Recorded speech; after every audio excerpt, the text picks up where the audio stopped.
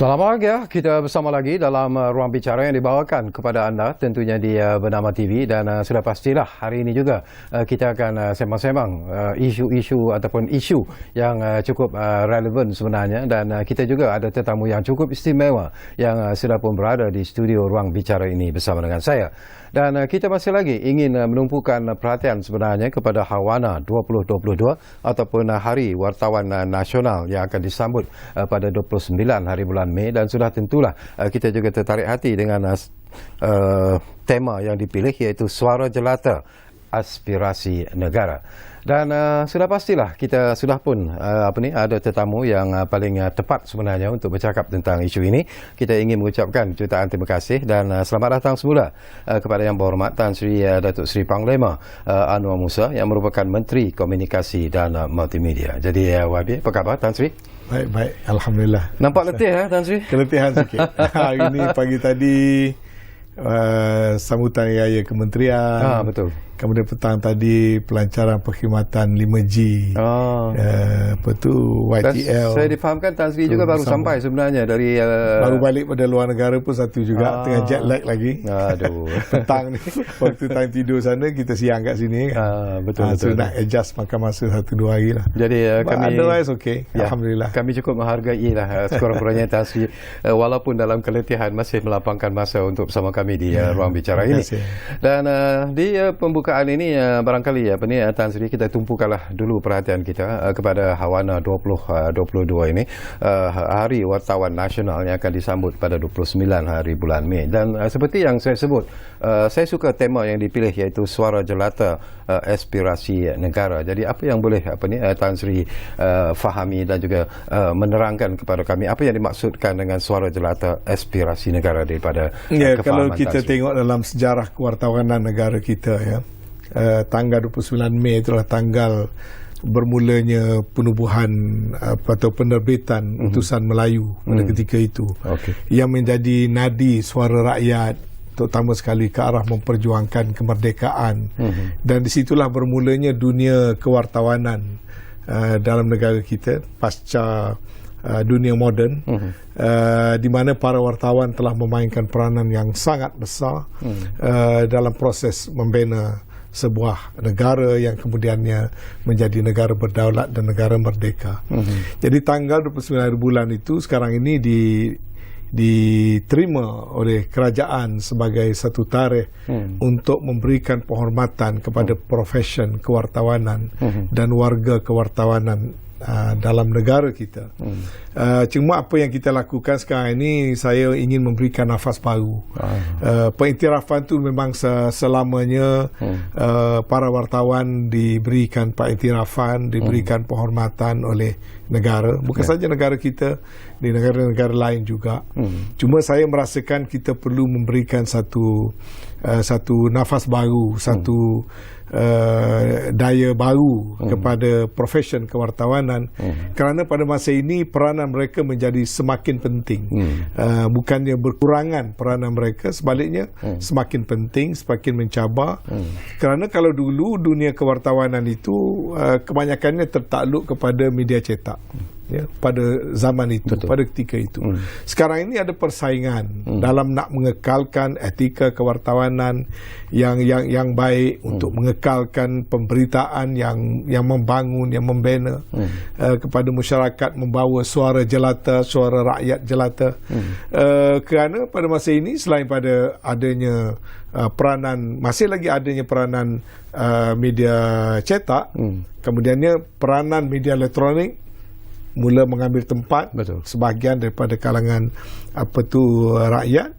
Kemudian sekarang ini bila masuk ke zaman teknologi maklumat, dengan adanya pula social media, dan juga pemberitaan melalui portal yang dikendalikan oleh khalayak. Jadi dunia kewartawanan menghadapi satu ekosistem yang baru, yang sangat mencabar kepada para wartawan. Maka saya merasakan peranan wartawan profesional, wartawan yang dalam arti kata sesungguhnya, itu perlu diangkat dan perlukan diberikan satu nafas baru, perlu diberikan satu pengiktirafan baru oleh kerajaan sebagai tanda bahawasanya peranan mereka adalah satu peranan yang sangat diperlukan oleh negara. Okey, saya tertarik hati apabila Tan Sri sebut tentang cabaran yang dihadapi oleh profesion kewartawanan sekarang ini, terutamanya dengan ada platform yang pelbagai dalam media sosial, dan wujud juga apa yang disebut sebagai independent reporters ataupun wartawan bebas yang menyelitkan ataupun menyiarkan, menulis pelbagai cerita, pelbagai maklumat, tetapi isu ketepatan sama ada isu itu betul, benar ataupun tidak menjadi persoalan. Pada saya kewartawanan ini satu profession yang mempunyai etik yang tersendiri. Betul.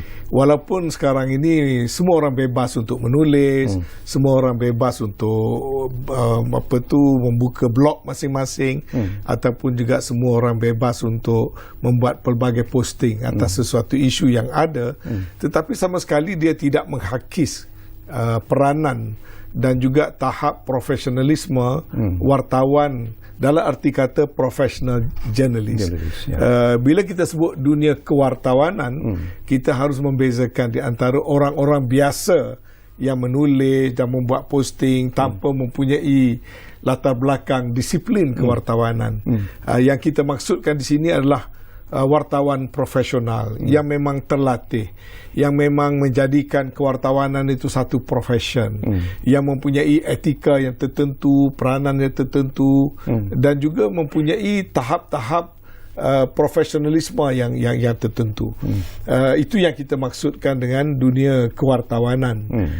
Cuma apa yang berlaku, wartawan bebas ini menjadi saingan kepada wartawan-wartawan hakiki, kerana misalnya berita, bagi mereka yang nak menyampaikan berita, mereka akan sampaikan berita. Mungkin kebertanggungjawabannya itu tidak seperti mana yang kita perlu tuntut daripada wartawan profesional. Mungkin mereka jalankan secara hobi, mungkin mereka hanya mengutip dan forward berita daripada orang lain tanpa menyemak sumber. Mungkin walaupun ada juga yang walaupun mereka bukan wartawan resmi, tapi mereka mempunyai etik kewartawanan yang cuba mereka laksanakan. Tetapi yang kita maksudkan di sini, mainstream wartawan ialah kewartawanan sebagai satu profession yang mempunyai etika yang tertentu, yang mempunyai mission yang tertentu, yang tidak dapat dipisahkan daripada proses pembinaan negara bangsa. Kalau kita lihat dalam sejarah peradaban negara-negara di seluruh dunia, kita dapati kelompok wartawan itu mempunyai peranan yang penting. Mereka membawa suara hati nurani rakyat, mereka mencungkil deria rakyat, sentimen rakyat, sehingga tercetusnya revolusi misalnya digerakkan oleh para penulis. Malah kalau kita pernah baca dalam sejarah negara kita, misalnya pernah dikatakan beberapa orang penulis-penulis dan cendekiawan yang menyemarakkan semangat dan jiwa kemerdekaan, sebut tentang Syekh Jalaluddin Al-Afghani dan sebagainya. Basic mereka itu selain pada scholars, mereka memainkan peranan untuk membawa pemberitaan kepada khalayak, kepada rakyat. Jadi Hawana ini adalah hari memberi penghormatan kepada mereka-mereka yang sedemikian. Sesuatu yang harus kita terima ini merupakan satu hakikat, bukan lagi rahsia sebenarnya, tentang penulisan berita-berita yang dikeluarkan, terutamanya yang begitu hebat dalam media sosial dari pelbagai pemberita, the so-called reporters tadilah. Tetapi apakah KCOM sendiri melihat bahawa isu ini sekiranya tidak dikawal mungkin akan memberikan kesan-kesan yang negatif? Kita kena strike satu keseimbangan ataupun balance. Sementara kita menerima dan perlu menerima hakikat kebebasan untuk berkarya, kebebasan untuk menyampaikan dan menyertai dengan menggunakan platform social media. Pada saya, kita mungkin boleh laksanakan dengan proses pendidikan, membina kesedaran supaya ada kebertanggungjawaban oleh mereka-mereka yang tidak termasuk dalam golongan ataupun kelompok profesional journalist. Tetapi bagi kelompok wartawan-wartawan profesional, kehadiran kelompok tadi seharusnya mencabar kewibawaan mereka supaya mereka dapat mengangkat profesionalisme kewartawanan kepada satu kedudukan yang lebih dihormati lagi. Sebagai contoh, apabila ada sesuatu isu, orang kata jurnalistik yang bersifat penyelidikan, yang mana journalism based on research. Kadang-kadang jarang, kurang dilaksanakan. Banyak yang hanya menjadi pemberita, yakni mengambil satu berita kemudian dilaporkan. Tapi the next level kewartawanan itu ialah menggunakan daya intelek yang lebih tinggi, yang mana melibatkan penyelidikan, research, follow up terhadap sesuatu isu supaya dapat dilihat daripada perspektif yang lebih enrich, yang lebih diperkayakan, supaya apabila ianya disampaikan kepada khalayak, mutu penulisan itu bukan mutu yang biasa-biasa, kerana ada effort yang ekstra dibina dan dibuat enrichment kepada pemberitaan yang dibawa. Tapi daripada apa yang Tan Sri sebut, sesuatu yang menarik juga Tan Sri, kalau kita lihat daripada minat daripada masyarakat, minat daripada rakyat Malaysia sendiri, dikatakan majoriti lebih suka membaca berita-berita yang keluar itu kerana fitrah manusia. Manusia suka kepada sensasi.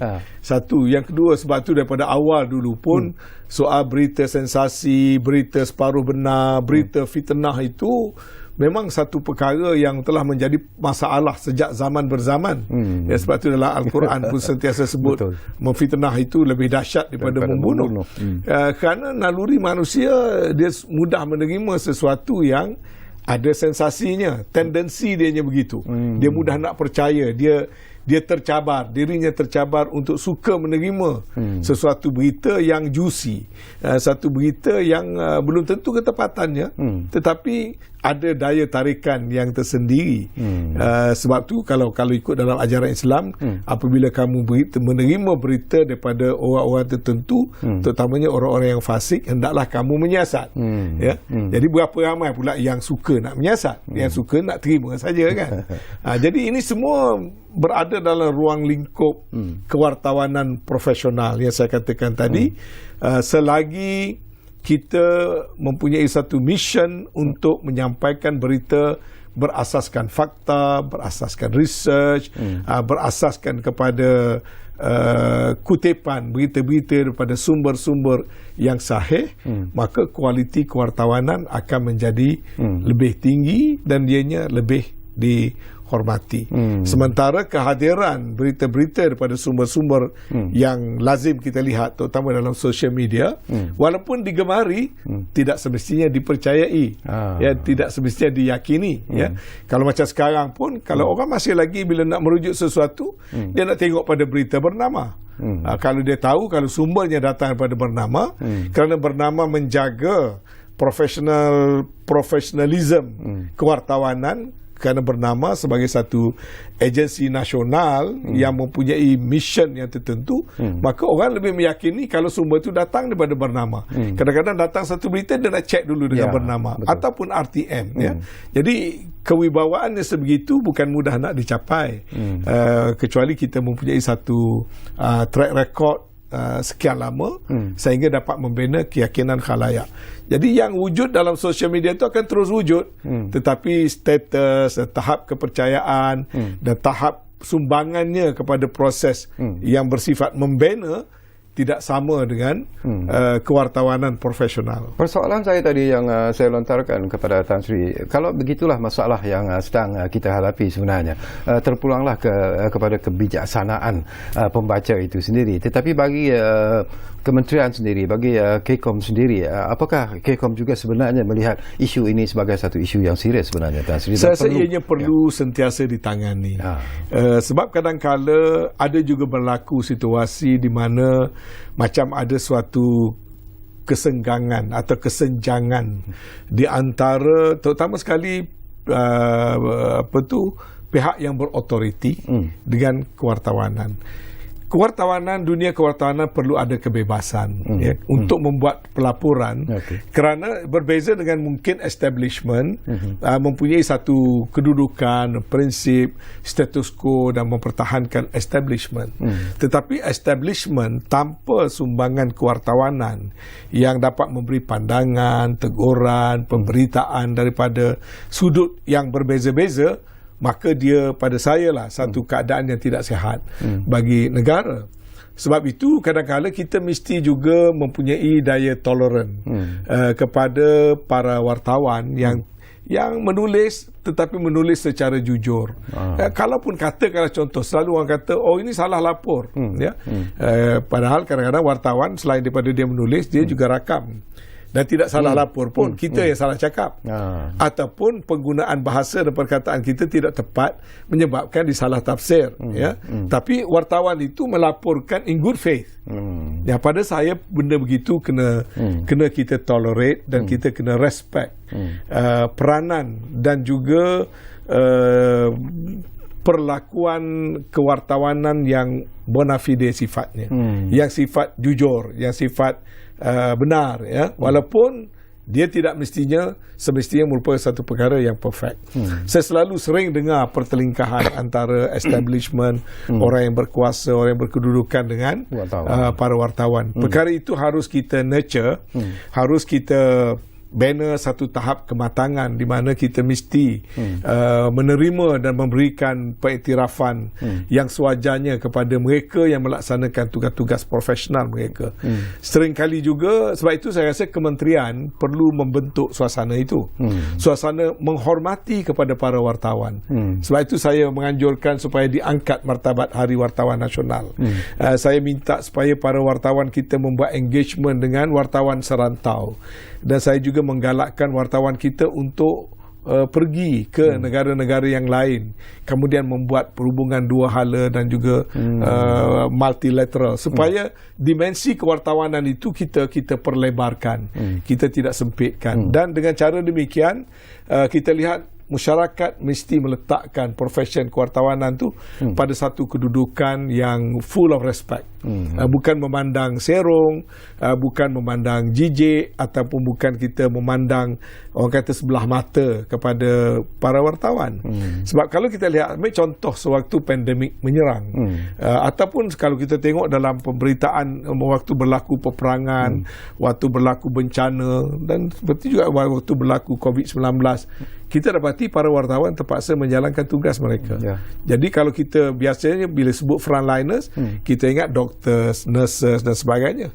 At least doctors and nurses bekerja dalam control environment, dalam keadaan di hospital yang cukup terkawal, dan mereka terlatih bagaimana nak menjaga diri mereka. Tetapi para wartawan, bila ada berlaku suatu benda, mereka terpaksa menggadai ataupun orang kata mengambil risiko, yang kadang-kala boleh membahayakan diri mereka. Ada juga wartawan yang terkorban ketika membuat liputan-liputan. Ya, banyak sebenarnya. Ada beberapa wartawan yang menjadi mangsa COVID-19. Saya tahu ada juga yang wartawan yang meninggal kerana infected dan sebagainya. Dan baru-baru ini kita dengar waktu berlaku peperangan di Timur Tengah dan juga di Ukraine, kita tengok bagaimana beberapa wartawan yang terbunuh. Jadi itu satu manifestasi bagaimana wartawan menggadai nyawa dalam nak menyempurnakan tugas-tugas mereka secara profesional. Jadi masyarakat mesti melihat itu secara positif dan memberikan penghormatan kepada dunia kewartawanan. Baik, kita akan sambung lagi Tan Sri, tapi seperti biasalah kita diarah untuk berehat dulu buat seketika. Jadi sekurang-kurangnya ianya akan memberi satu tenaga baru juga kepada Tan Sri setelah penat menghadapi program hari ini. Jadi apapun, anda juga jangan ke mana-mana. Kita kembali semula sebentar saja lagi bersama kami di Ruang Bicara yang kami bawakan kepada anda tentunya mana lagi kalau bukan Bernama TV. Kita jumpa lagi selepas ini.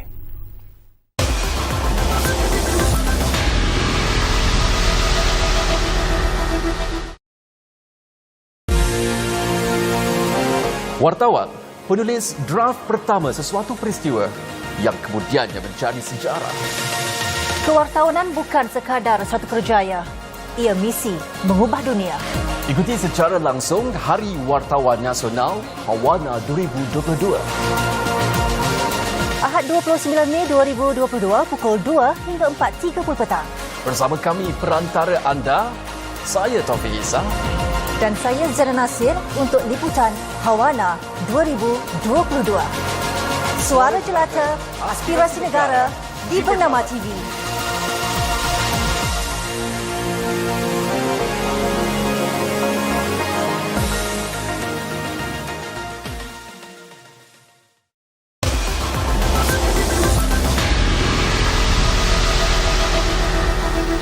Baiklah, kita kembali semula ke ruang bicara ini dan kita masih lagi bersama dengan Yang Berhormat Tan Sri Datuk Seri Panglima Anwar Musa yang merupakan Menteri Komunikasi dan Multimedia, dan kita bercakap tentang Hawana 2022, kewartawanan aspirasi keluarga Malaysia. Itu sebenarnya juga satu aspek ataupun satu perkara yang ingin saya dapatkan perhatian daripada Tan Sri. Kita bercakap tentang konsep keluarga Malaysia yang diperkenalkan oleh Yang Berhormat Perdana Menteri, dan bagaimana wartawan harus memainkan peranan mereka sebenarnya dalam usaha untuk mewujudkan semangat keluarga Malaysia itu dari pandangan Tan Sri. Sebenarnya kalau kita lihat keluarga Malaysia ini bukan lagi satu istilah. Dia sudah menjadi satu falsafah. Kerana daripada istilah biasa yang menunjukkan entiti kekeluargaan, dia telah diterjemahkan dalam konteks pembinaan negara. Maka oleh kerana pengurusan negara itu menyusur jalur-jalur serta sifat-sifat yang terwujud daripada keluarga Malaysia, daripada istilah biasa dia bertukar menjadi satu konsep. Dan daripada konsep pengurusan, dia sudah boleh dianggap sebagai satu filosofi, sebagai satu falsafah di mana ianya dihayati dan ianya diamalkan. Jadilah dia satu falsafah ataupun satu gaya hidup ataupun gaya pengurusan. Daripada istilah dia menjadi satu konsep, daripada konsep dia sudah menjadi satu falsafah pengurusan negara. Maka bila kita sebut tentang pengurusan negara, maka tidak dapat lari bahawasanya ia perlu dihidangkan kepada khalayak, dia perlu dihidangkan kepada rakyat, sehingga perkara itu boleh dihayati oleh khalayak secara menyeluruh. Jadi siapa yang boleh melakukan itu? Adalah para wartawan. Kalau sekadar nak memperkenalkan istilah, cukup dengan papar di kaca TV, tayang saja tiap-tiap hari. Atau kalau kita sekadar nak jadikan retorik, kita je masuk ke dalam ucapan-ucapan, maka dia jadi satu retorik. Tapi apabila kita nak anggapkan sebagai satu falsafah negara, para wartawan perlu deep dive. Dia perlu menyelam lebih mendalam dan mencungkil segala intipati yang terkandung dalam konsep keluarga Malaysia. Dan itu memerlukan kewartawanan profesional yang membuat penyelidikan, kemudian yang mengolah, kemudian menyampaikan kepada khalayak dalam berbagai-bagai bentuk, dalam berbagai bentuk karya, sama ada dalam bentuk penulisan, dalam bentuk pemberitaan ataupun dalam lain-lain bentuk. Tapi mesti dihasilkan melalui satu kerja yang bersifat profesional tadi. Jadi di sinilah pentingnya di antara keluarga wartawan dengan konsep keluarga Malaysia tadi. Bagaimana kita nak buat enrichment kepada konsep dan falsafah itu. Bagaimana kita nak memberikan impak yang lebih kepada penghayatan falsafah itu. Dan bagaimana kita nak indoctrinatekan, kita nak indoktrinasikan perkara itu sehingga dia bukan menjadi lip service, tapi dia menjadi satu penghayatan benda yang ada di dalam hati. Dan itu hanya wartawan yang boleh melakukan. Sebab tu pada saya konsep keluarga Malaysia ni masih di peringkat awalan. Pentadbiran Yang Amat Berhormat Perdana Menteri kita, ruang yang cukup banyak untuk kita merealisasikan daripada satu istilah kepada satu konsep, daripada konsep menjadi falsafah dan gaya kehidupan pengurusan sesebuah negara. Sebab di situlah saya merasakan wartawan mempunyai peranan yang sangat penting dalam nak menjayakan. Tapi mereka kena fahamlah. Kalau mereka faham, itu hala tujunya yang dimaksudkan oleh Yang Amat Berhormat Perdana Menteri dan juga kerajaan, maka para wartawan boleh mempositionkan diri mereka untuk membuat enrichment kepada penghayatan falsafah pengurusan negara. Dalam hati kecil Tan Sri sendiri, saya juga nak mencongkil sebenarnya sesuatu yang mungkin agak sukar, tetapi saya perlukan jawapannya ikhlas daripada Tan Sri lah. Sebagai seorang Menteri Komunikasi dan Multimedia, penulisan dan juga reporting sebagaimana macam manakah sebenarnya yang ingin Tan Sri lihat supaya rakyat jelata betul-betul memahami apa itu falsafah keluarga Malaysia? Saya tengok pada dua sudut. Pertama, sudut kaedah. Kaedah ini berbeza-beza. Lain reporters, lain kaedah. Cara mana dia nak mencukil mendapat berita. Ada yang melalui research, ada melalui membuat provokasi-provokasi, ada cara melontarkan lead question, ada cara yang berbagai-bagai. Pada saya, cara itu terpulang. Lain reporters, lain wartawan mempunyai pendekatan yang berbeza-beza. Tetapi end result dia itu yang perlu menjadi sukatan. Adakah end result itu adakah membina ataupun benda yang merosakkan? Dan kadang-kala lain dimaksudkan, lain yang jadi. Saya masih teringat satu ketika dulu saya ditemu ramah oleh wartawan sukan yang membuat banyak provokasi-provokasi waktu itu, sehingga terlontar satu soalan mengenai apakah pandangan saya sebagai timbalan Presiden FAM ketika itu tentang prestasi pasukan bola sepak negara. Setelah waktu itu pasukan negara kena belasah 6-0 dengan satu pasukan Timur Tengah. Jadi soalan itu macam satu leading question. Kemudian saya pula masa itu pun baru dilantik sebagai timbalan Presiden bersama dengan yang di-Pertuan Agong kita sekarang. Kami berdua sebagai timbalan Presiden. Saya telah memberikan satu jawapan yang saya rasa saya nak menjawab secara ikhlas. Lalu saya katakan prestasi pasukan negara tidak boleh dibanggakan, pasukan negara patut gini dan sebagainya. Tanpa saya sedar bahawasanya saya cross the line bagi establishment, bagi Presiden terutama pada ketika itu yang telah merasakan saya telah membuat percakapan kepada media yang menjejaskan reputasi FAM, yang akhirnya menyebabkan saya dibicarakan kemudian digantung daripada jawatan. Itu contoh pengalaman yang saya lalu di mana daripada satu soalan bercorak provokatif, kemudian kita walaupun dengan niat ikhlas, kita mungkin terlanggar orang kata garis-garis tertentu, end up in a hot soup lah. Itu antara pengalaman yang selalu. Sebenarnya banyaklah dalam pengalaman perjalanan politik, tapi secara keseluruhan saya sendiri, saya merasakan wartawan tu macam sahabat. Malah saya merasakan wartawan tu sebagai pelengkap kepada kelemahan saya. Banyak juga saya dapati kadang-kadang saya punya penyampaian tidak berapa baik, ataupun penggunaan istilah tak berapa kena, tapi diperelokkan pula oleh penulisan.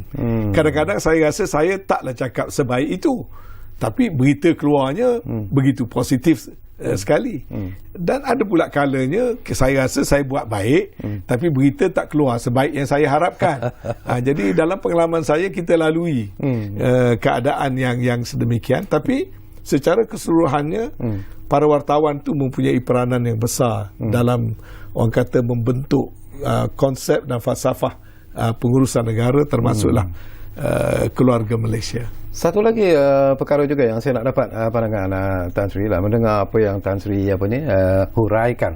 Saya juga nak tanya tentang perasaan Tan Sri sendirilah. Kita tahu kita tidak dapat ialah sebagai pemimpin yang berpengalaman seperti Tan Sri, dah jadi menteri dah beberapa tahun lama begitu. Mungkin apakah Tan Sri kadang-kadang merasa kecil hati, terutamanya dalam tulisan-tulisan yang bersifat politik, sebagai satu contoh. Ada yang sanggup menulis mengatakan Tan Sri ini dalam UMNO macam duri dalam daging, musuh dalam selimut dan sebagainya. Terasa tak kecil hati Tan Sri ataupun rasa marah Tan Sri sebenarnya? Saya rasa sebenarnya baik ada tulisan-tulisan begitu, sebab kalau tidak kita one track minded, kita rasa kita lah hero, kita sajalah elok, kita ni perfect, sedangkan kita tahu sebagai manusia kita mesti mempunyai kelemahan-kelemahan. Jadi apabila ditulis sesuatu yang kebetulan yang kita rasa negatif, saya rasa kita tidak perlu melenting, kita perlu lihat daripada satu sudut yang lain. Sebab itu saya agak sukar kalau ada yang nak membuat provokasi. Kerana saya dah lalui macam-macam situasi dan pada saya kadang-kadang provokasi itu juga saya tengok daripada perspektif yang positif. Mungkin hasrat orang yang menulis tu mungkin ada berbagai-bagai, ada question mark, tetapi terpulang pada kita lah. Bagaimana kita nak handle perkara itu untuk orang kata menukarkan ribut menjadi angin yang sepoi-sepoi bahasa. Bagaimana kita nak menjinakkan gelombang ianya menjadi badai yang biasa. Itu terpulang pada kita sebagai orang politik. Kalau kita reactionary, kita sentiasa langgar dinding lah. Kita selalu menungkar arus. Pada saya kadang-kala walaupun datang arus yang deras, kadang-kadang kita tak semestinya going against the tide. Kadang-kadang kita perlu hanya mengikut dulu. Bila keadaan dah reda sikit, kita dayung lah. Jadi kalau waktu air deras datang ataupun air pasang datang, kita cuba nak melawan air pasang, kita cuba nak melawan arus yang deras, mungkin akhirnya kita yang kecundang. Tapi kalau kita boleh sabar sikit, kalau arus deras, biarlah kita dihanyutkan dulu sekejap. Arus dah reda, kita berenang dan kita boleh menguasai keadaan. Itu falsafah yang selalu saya pakailah. Jadi kalaulah kebetulan ada pemberitaan yang bersifat provokatif ataupun mungkin ada dengan niat-niat yang tertentu yang mungkin bersifat malafide dan sebagainya, sebagai orang politik terutama sekali, kita tidak harus melenting. Tapi pernah tak dalam Tan Sri dan hubungan Tan Sri dan wartawan, pernah tak Tan Sri, kalaulah wartawan melontarkan soalan-soalan yang bersifat provokatif, pernah tak Tan Sri mengatakan no comment? No comment tu ada juga kalanya. Kadang no comment ni satu jawapan yang memerlukan kebijaksanaan juga. No comment tu kadang-kadang kerana tak komen, berita tu terjawab dengan sendiri. Saya ada satu pengalaman yang sangat menyentuh hati saya. Sewaktu saya baru saja berhenti jadi menteri pada tahun akhir 90-an, pada awal tahun 2000. Waktu itu berlaku clash antara saya dengan arwah Tan Sri Dollah Hamad, dikenali sebagai Dollah Kok Lanas. Apabila dia menulis beberapa berita secara insinuation, kononnya saya ni terlibat dengan rasuah PPRT. Waktu itu kerana berbangkit satu perbincangan di Parlimen tentang kegagalan projek PPRT di Terengganu, kata silap saya pada waktu itu. Dan kemudian beberapa penulisan insinuate seolah-olah saya ni rasuah, kerana saya lah kerana projek itu gagal dan sebagainya, dan saya telah ambil pendekatan terbuka supaya perkara itu disiasat oleh SPRM dan sebagainya. Kemudian berlaku pertelingkahan kerana waktu itu arwah sahabat baik saya sebenarnya, Tan Sri Dollah Hamad adalah editor in chief kumpulan surat khabar NST dan sebagainya, very powerful media punya players. Waktu itu saya masih ingat, akhirnya saya minta pada Tun Dr. Mahathir, waktu itu masih Perdana Menteri, saya kata kalau Dollah boleh tulis one full page, saya mesti ada right untuk respon. Dan waktu itu saat khabar bagi ada pula interview dengan saya, dan saya pun cuba nak memberikan versi saya. Kita orang muda waktu itu, waktu nak melawan, tapi saya dapati melawan dengan media yang sukar. Lepas pada itu banyak lagi berita-berita makin banyak dikeluarkan, gambar kereta saya diambil, kononnya kereta saya dirampas dan sebagainya, dan isu PPRT itu menghantui sekian lama. Walaupun saya tak terlibat macam mana orang yang dituduh tu pun, saya pun tak tahu pun tentang setengah-setengah perkara, tapi bila dipolemikkan berpanjangan dan cerita tu tak dimatikan, maka dia menjadi satu igawan, kalau orang kata macam benda yang disindir-sindir kepada saya. Waktu tu saya jadi ahli Dewan Undangan Negeri, orang sindir-sindir. Saya masih ingat waktu ada by election, orang naikkan poster kononnya kita ni rasuah PPRT, makan duit orang miskin. Jadi memang ada perkara yang boleh menjadi negatif, ya. Saya juga teringat waktu saya dimarah pun macam tu juga, kerana ada posting-posting tanpa menyebut nama oleh siapa, yang menyebut kononnya saya menggunakan duit beasiswa budak-budak marah untuk menaja pasukan bola Kelantan, ya. Jadi dianggapkan macam ada satu perbuatan yang menyalahi peraturan dan sebagainya, dan saya sukarela mula pergi sendiri ke SPRM menyerahkan fail, minta saya disiasat. Tapi akhirnya tanggapan negatif itu terbina. Dan sebab tu 2-3 hari lepas di kementerian saya menyebut kepada pegawai kementerian, apabila ada blog menulis kononnya ada satu tender dibatalkan kerana saya tak bersetuju dengan pemberian tender tu, saya nak tukarkan KSU.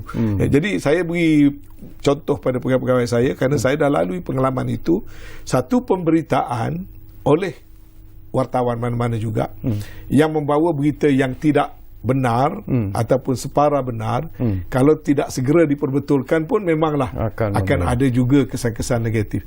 Tapi sebagai orang politik kita kena terima realiti ini. Yang penting kita benar. Kalau kita tahu kita tidak melakukan kesalahan, walaupun kita mungkin disindir, mungkin digelar, mungkin dikata apa-apa, itu adalah sebahagian daripada kehidupan politik. Baik, mendengar daripada pengalaman Tan Sri ini pun menarik sebenarnya Tan Sri. Saya juga nak berkongsi pengalaman saya. Tapi saya nak tanya dulu Tan Sri, mungkin juga terutamanya reporter yang masih muda, yang mungkin baru menceburkan diri dalam bidang kewartawanan ini, mereka juga sebenarnya harus ada persediaan tersendiri sebelum menjalankan tugas. Saya menyebut ini kerana saya pernah mengalaminya. Saya melihat dengan mata saya sendiri bagaimana seorang menteri pernah menghalau seorang reporter daripada press conference itu, dan dia bertanya mudah saja soalan. Dia tanya kepada reporter tersebut, have you done your homework tak sebelum you datang interview saya?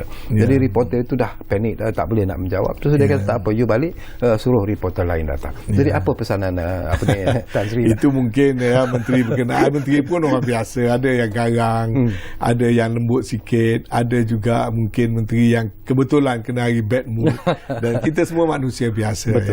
Cuma satu perkara yang saya rasa lah, pandangan saya kepada sahabat-sahabat yang menjadi wartawan, knowledge very important. Maklumat. Sebab bila kita post satu-satu soalan, kalau kita seorang yang mempunyai maklumat, yang kita telah membuat kajian dan pembacaan, jadi kita leading question tu pun soalan yang tepat. Banyak saya perhatikan kadang-kala kerana tidak memahami subject matter. Sebab tahulah dalam dunia kewartawanan di depan kita tu macam-macam. Mungkin benda yang ada kaitan dengan soal legal background. Ada sebahagian yang mungkin ada kaitan dengan soal-soal yang berkaitan dengan historical perspektif. Ada perkara-perkara yang dikaitkan dengan soal-soal terminologi dan sebagainya. Jadi kalau more knowledgeable we are, then we can better perform as a journalist. Sebab itu knowledge pada saya sangat mustahak. Saya pernah jugalah terperasan beberapa orang kawan-kawan wartawan yang baru, dia bila bertanya soalan tu, kita dah tahu dah dia tidak begitu menguasai subject matter. Tapi oleh kerana kita lihat dia sebagai orang yang baru, kita tidaklah orang kata humiliate dia, tak nak suruh dia balik ke, suruh study dulu, suruh dia buat homework dulu. Tu pada saya kebetulan tak pernah berlaku lah. Saya tak pernah buat begitu. Saya sebenarnya tiap-tiap kali bertemu dengan para pemberita, para wartawan, saya enjoy the session. Sebab saya daripada soalan dapat saya memahami latar belakang pemikiran mereka, dapat saya lihat apa concern mereka. Sebab melazimnya mereka ambil concern public, kemudian mereka bertanya untuk mendapatkan reaksi. Jadi setiap sesi saya berdepan dengan para wartawan, pada saya sesi itu berharga.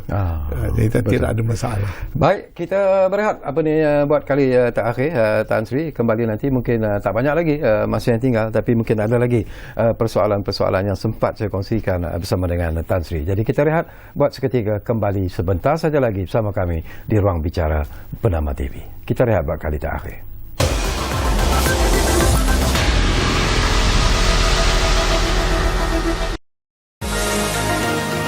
Malaysia mengiktiraf institusi kewartawanan negara sebagai tonggak kesejahteraan dan demokrasi rakyat. Di Melaka Bandaraya bersejarah, sambutan Hari Wartawan Nasional atau HAWANA 2022 dirasmikan Perdana Menteri Datuk Seri Ismail Sabri Yaakob. HAWANA 2022.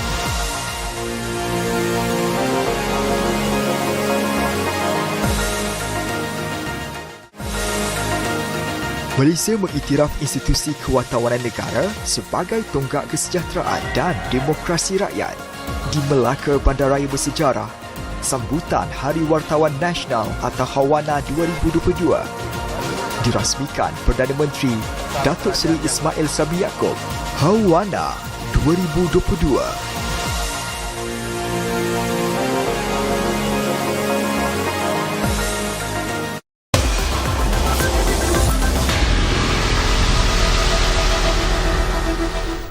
Okey, kami cukup berterima kasih kalau anda masih lagi bersama kami di Ruang Bicara di Bernama TV ini, dan kita masih lagi bersama dengan Yang Berhormat Tan Sri Datuk Seri Panglima Anwar Musa, Menteri Komunikasi dan Multimedia, dan sudah tentulah kita nak kembali semula kepada Hawana 2022. Ini pun sesuatu yang menarik jugalah. Saya difahamkan bahawa deklarasi wartawan akan diumumkan pada Hari Wartawan Nasional nanti ataupun Hawana 2022. Jadi agaknya bagaimana KCOM akan meraihkan aspirasi wartawan ini dan sekaligus membentuk masa depan kewartawanan Malaysia yang lebih baik. Deklarasi biarlah para wartawan yang menetapkan, ya. Sebab itu mungkin akan menggariskan hala tuju mereka untuk masa akan datang. Peranan kementerian ialah untuk facilitate, memudah cara bagi memungkinkan perkara itu dapat dilaksanakan. Saya merasakan ia menjadi satu tanggungjawab saya sebagai menteri yang menjaga hal ehwal berkaitan dengan komunikasi, untuk macam saya katakan tadi, untuk mengembalikan dunia kewartawanan dan juga profesion kewartawanan pada satu tahap yang saya rasakan yang lebih wajar. Yang kebetulan sebelum pada ini telah pun ada usaha-usaha yang sama dilakukan, kemudian terhenti seketika dan sebagainya, dan saya fikir sesuai dengan suasana pasca pandemik ini kita perlu memberikan nafas baru. Sebab itu pertama saya kata Hawana hendaklah diadakan dalam suasana yang dilihat sebagai berstatus nasional. Satu. Yang kedua, ia melibatkan kehadiran pucuk pimpinan negara, dan kali ini alhamdulillah Yang Amat Berhormat Datuk Seri Ismail Sabri Yaakob sebagai Perdana Menteri sendiri akan menghadirinya. Kebetulan beberapa bulan lepas saya diundang oleh Ikatan Setiakawan Wartawan Malaysia Indonesia, ISWAMI, untuk mengikuti Hari Pres di Indonesia, dan saya dapat melihat bagaimana peranan kawan-kawan kita wartawan di Indonesia diberikan satu penghormatan oleh pemerintah, dan daripada situlah saya telah mengesyorkan supaya ISWAMI memainkan peranan yang lebih besar lagi, dan kali ini alhamdulillah selain daripada kehadiran pemimpin negara, dia turut dihadiri oleh editor-editor kanan pelbagai media Indonesia. Dan yang ketiganya, antara saya sendiri sebagai menteri yang bertanggungjawab tentang kewartawanan, waktu itu telah menjadi tetamu kepada rakan sejawat saya di Indonesia, dan kali ini saya pula mengundang Menteri Komunikasi Indonesia untuk menghadiri Hawana kita di Melaka. Dan kita merasa lebih terhormat lagi kerana kita memilih destinasi tertentu untuk menjadi tuan rumah. Dan kita harap ini akan menjadi satu amalan untuk masa akan datang, di mana Hawana akan berpindah daripada satu kota ke satu kota, supaya ia menjadi national event, dan dia menjadi satu event yang dapat menghubungkan antara kerajaan pusat dengan kerajaan negeri dengan para wartawan dan sebagainya. Jadi kita hidupkan satu suasana yang baru. Malah kalau boleh, kita mungkin nak menjemput bandar-bandar tertentu membuat pembidaan. Bandar mana yang nak membida untuk melaksanakan Hawana 23 misalnya, awal-awal lagi, dan supaya bandar tu sendiri, kerajaan negeri tu sendiri ataupun Datuk Bandar tu sendiri akan memberikan input-input mereka dalam menganjurkan Hawana.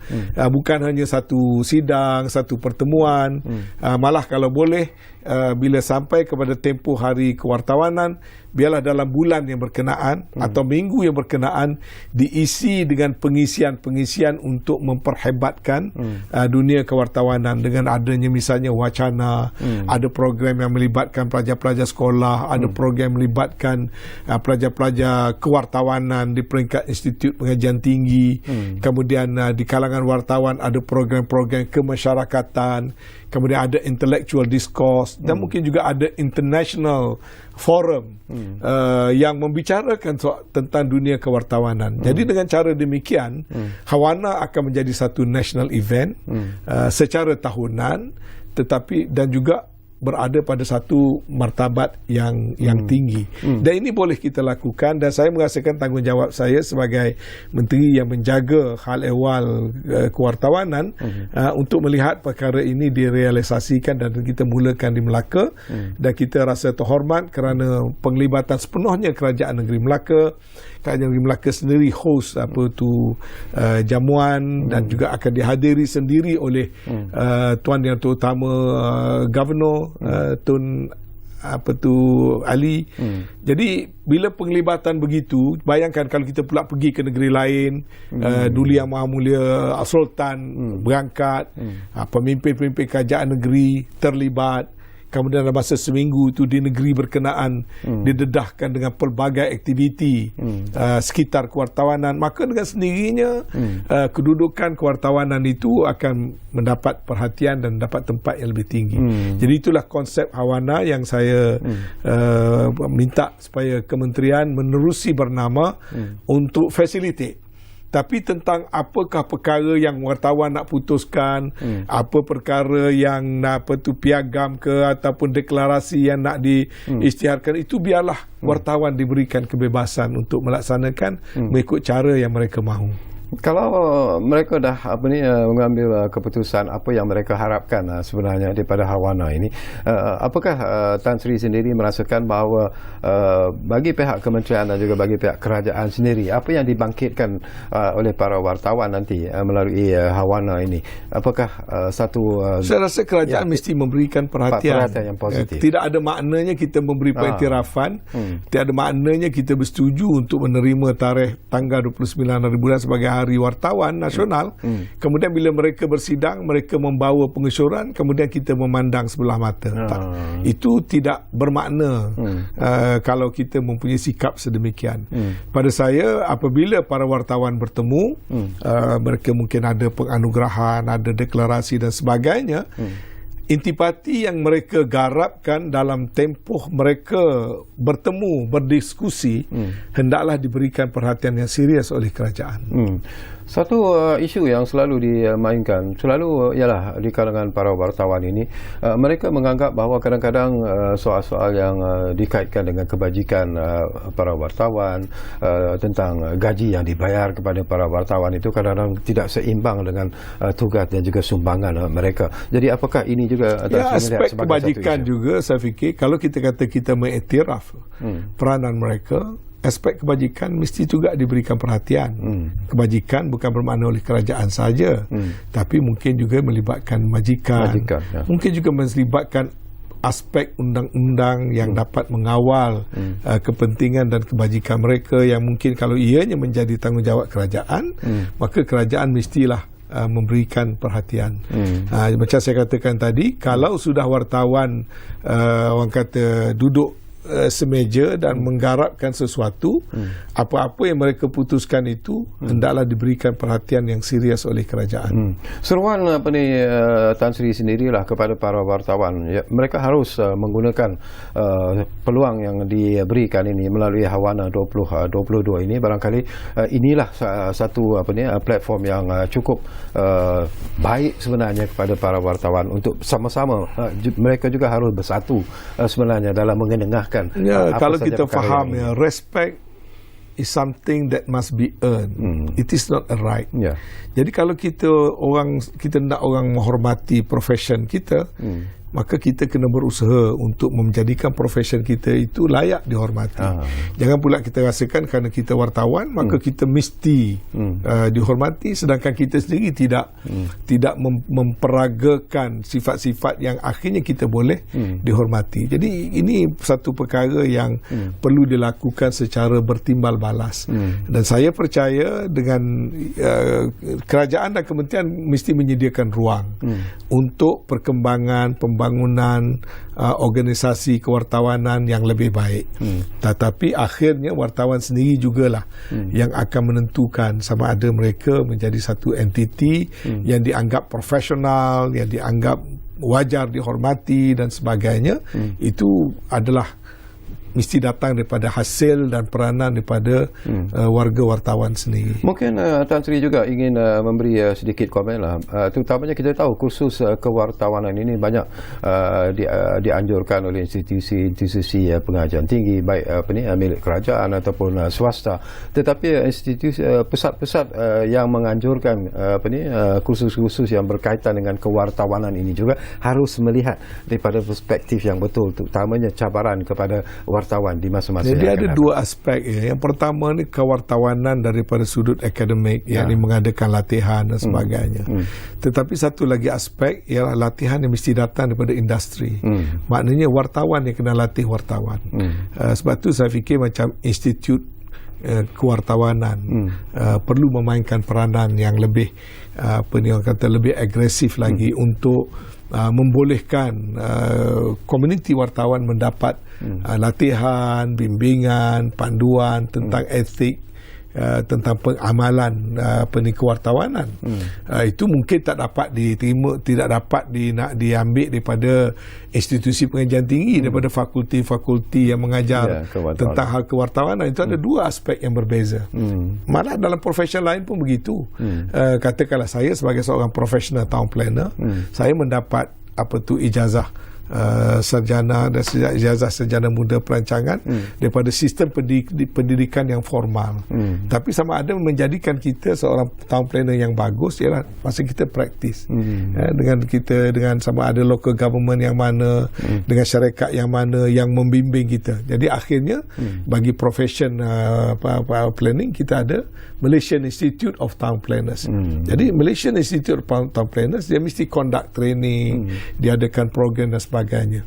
Itu menjadikan kita satu badan profesional. So begitulah juga dengan kita ada Malaysian Institute of Architect atau Pertubuhan Arkitek Malaysia, kita ada Malaysian Institute of Engineers.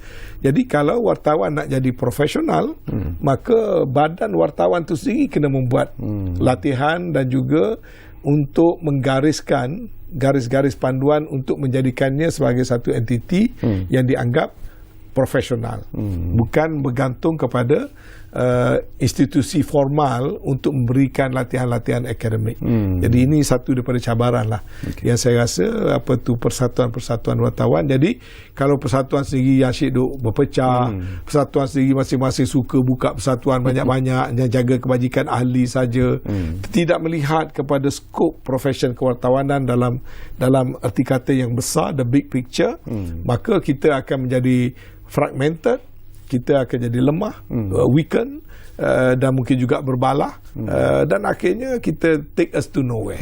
Jadi nasihat saya ialah persatuan-persatuan wartawan mesti mula consolidate, mesti mula fokus dan membina profesion kewartawanan secara yang sepatutnya. Okey, ada 2 minit saja lagi masa. Mungkin ada lagi yang ingin Tan Sri sampaikan di penghujung ruang bicara ini sempena dengan Hawana 2022. Saya daripada hati yang tulus ikhlas bagi pihak kementerian ingin mengucapkan selamat menyambut Hari Wartawan Nasional Hawana 2022.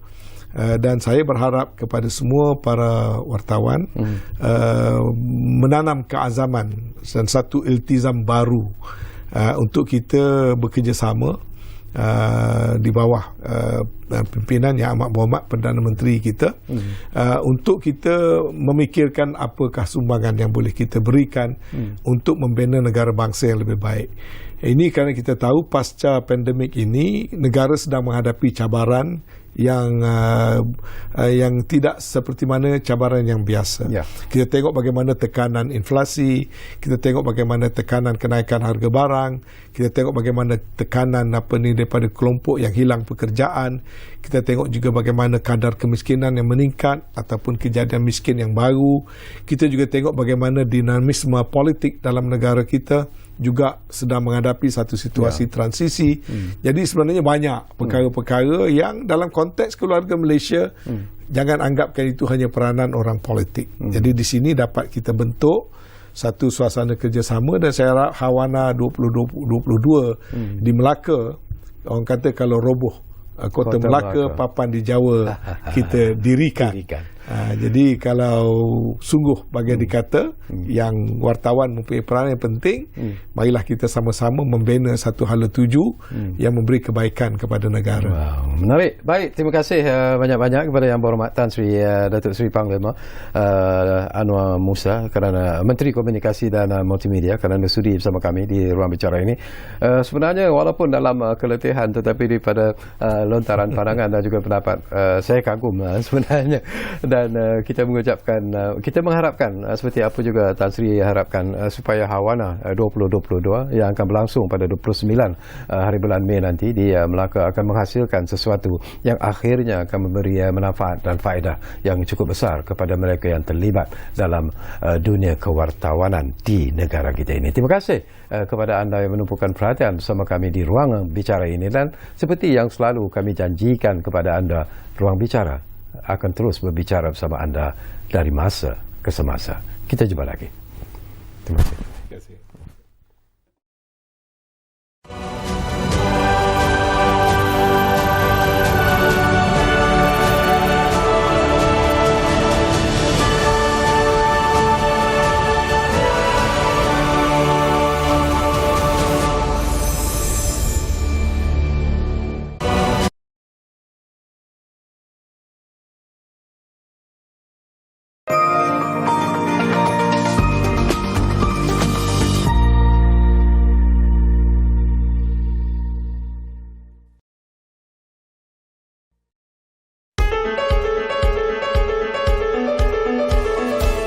Ramalan cuaca ini dibawakan oleh Radiance Asset Berhad.